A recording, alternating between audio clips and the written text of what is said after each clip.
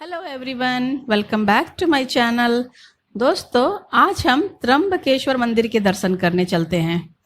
त्र्यंबकेश्वर एक प्राचीन हिंदू मंदिर है जो महाराष्ट्र के नासिक शहर से 8 किलोमीटर दूर त्र्यंबक नामक स्थान पर बना हुआ है।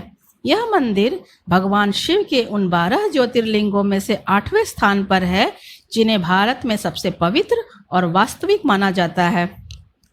यहाँ के निकटवर्ती ब्रह्मगिरी नामक पर्वत से पवित्र सरीला गोदावरी नदी निकलती है। उत्तर भारत में जो महत्व गंगा नदी का है, दक्षिण भारत में वही महत्व गोदावरी नदी का है। और जिस प्रकार गंगा के अवतरण का श्रेय भगीरथ ऋषि को प्राप्त है, उसी प्रकार गोदावरी नदी गौतम ऋषि की घोर तपस्या का फल है, जो उन्हें भगवान शिव से वरदान के रूप में प्राप्त हुआ।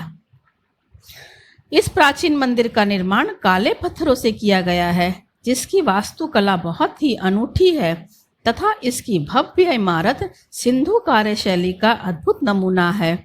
त्र्यंबकेश्वर ज्योतिर्लिंग की सबसे अनोखी और असाधारण बात यह है कि इसके 3 मुख हैं, जिसे ब्रह्मा, विष्णु एवं शिव का प्रतीक माना जाता है।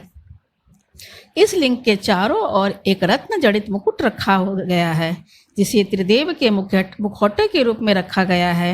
ऐसा कहा जाता है कि यह मुकुट पांडवों के समय से ही यहीं पर है और इसमें हीरा, पन्ना और कई बेशकीमती रत्न जड़े हुए हैं। भक्तों को इस मुकुट के दर्शन सिर्फ सोमवार के दिन शाम 4 से 5 बजे तक ही दिया जाता है। इस मंदिर के पंचकोशी में काल सर्प मुक्ति, त्रिपिंडी विधि एवं नारायण नागबली की पूजा भी कराई जाती है, जिनका आयोजन भक्तजन अपनी मनोकामना की पूर्ति के लिए करवाते हैं। इस प्राचीन मंदिर का जीर्णोद्धार सन 1755 में शुरू किया गया था, जो 31 साल बाद 1786 में समाप्त हुआ। तथ्यों के मुताबिक इस भव्य प्राचीन मंदिर के निर्माण में लगभग 16 लाख रुपए खर्च किए गए थे, जो उस समय काफी बड़ी रकम मानी जाती थी। इस मंदिर के भीतर एक गर्भगृह है, जिसमें प्रवेश करने पर और ध्यान से देखने पर शिवलिंग का जरा सा हिस्सा दिखाई देता है, पूरा शिवलिंग नहीं। सुबह की पूजा के बाद इस शिवलिंग पर पंचमुखी मुकुट चढ़ा दिया जाता है। दोस्तों, इस मंदिर के परिसर में एक जलकुंड भी है, जिसे गोदावरी का स्रोत माना जाता है। कहते हैं ब्रह्मगिरी पर्वत से गोदावरी नदी बार बार लुप्त हो जाया करती थी, अतः गोदावरी के इसी पलायन को रोकने के लिए गौतम ऋषि ने कुशा की मदद से इसे बंधन में बांध दिया। तभी से यह कुंड हमेशा जल से भरा रहता है। उसी समय से इस स्थान को कुशाव्रत तीर्थ के नाम से भी जाना जाता है। यहाँ आने वाले भक्त कुशाव्रत कुंड में स्नान करके अपने आराध्य का दर्शन करते हैं, जिनके दर्शन मात्र से ही मनुष्य जीवन की सार्थकता महसूस होने लगती है। शिव पुराण के अनुसार ब्रह्मगिरी पर्वत की चोटी तक पहुंचने के लिए काफी चौड़ी 700 सीढ़ियां भी बनी हुई हैं।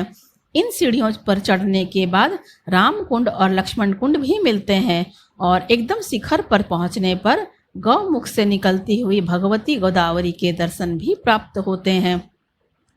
आइए अब आपको बताते हैं त्र्यंबकेश्वर ज्योतिर्लिंग से जुड़ी पौराणिक कथा कि आखिर क्यों भगवान शिव ज्योतिर्लिंग के रूप में इस स्थान पर प्रकट हुए। दोस्तों, पुराणों के अनुसार ब्रह्मगिरी पर्वत पर गौतम ऋषि अन्य कई ऋषियों के साथ तपस्या करते थे। उन्हें कई सिद्धियां प्राप्त थी। इस कारण ईर्ष्यावश कुछ ऋषियों ने उन पर गौ हत्या का दोष लगा दिया और प्रायश्चित के रूप में उन्हें गंगा को वहां लाने को कहा। गौतम ऋषि ने घोर तपस्या की तथा 1 करोड़ शिवलिंगों की पूजा की। भगवान शिव उन पर प्रसन्न हुए और प्रकट होकर वर मांगने को कहा। तो गौतम ऋषि ने गंगा की मांग की, पर वहां गंगा आने को तैयार नहीं हुई। उन्होंने वहां पहले शिव जी को प्रतिष्ठित होने की प्रार्थना की। शिव जी ने उनकी प्रार्थना स्वीकार कर ली और त्र्यंबकेश्वर ज्योतिर्लिंग के रूप में वहां प्रतिष्ठित हुए। तो गंगा भी गौतमी के रूप में अवतरित हुई। त्र्यंबकेश्वर मंदिर में जब भगवान शिव की शोभा यात्रा निकाली जाती है, तो वह दृश्य देखने लायक होता है। इस यात्रा में भगवान शिव के पंचमुखी मुकुट को पालकी में बैठाकर पूरे गांव में घुमाया जाता है। फिर कुशाव्रत घाट तीर्थ में स्नान करवाया जाता है। इसके बाद उन्हें वापस मंदिर में लाकर रत्न जड़ित मुकुट पहनाया जाता है।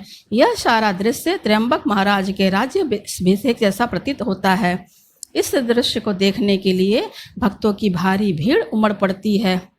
दोस्तों, यह ज्योतिर्लिंग इस लोक की समस्त मनोकामनाओं को पूर्ण करने वाला, परलोक को सुधारने वाला तथा मोक्ष प्रदान करने वाला है।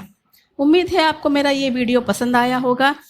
पसंद आया तो इसे लाइक कीजिए, दोस्तों के साथ शेयर कीजिए और मेरे चैनल को सब्सक्राइब